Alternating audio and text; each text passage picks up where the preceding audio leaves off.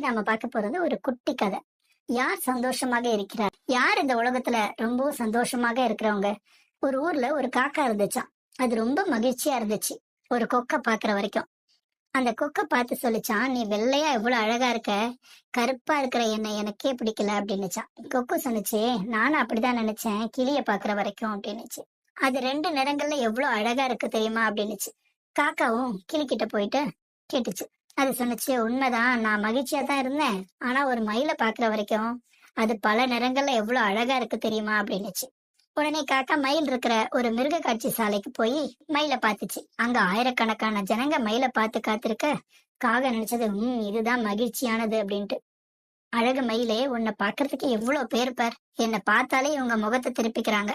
என்னை பொறுத்த வரைக்கும் உலகத்திலேயே நீதான் அதிக மகிழ்ச்சியானவ அப்படின்னுச்சான். மயில் சொன்னிச்சு, அன்பு காக்காவே, நானும் எப்பவும் நினைச்சிட்டு தான் இருந்தேன் நான் தான் மகிழ்ச்சியான பறவைன்னு.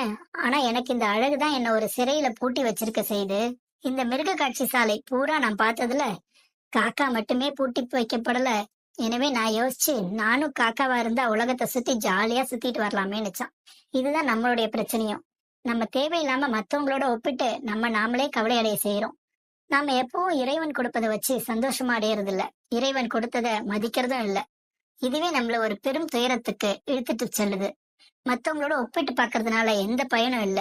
உன்னை முதலில் நேசிக்க கற்றுக்கொள். உன்னை உன்னை விட யாரும் நேசிக்க முடியாது. இறைவனின் படைப்புகள் அனைத்தும் ஒவ்வொன்றும் உயர்ந்தவையே.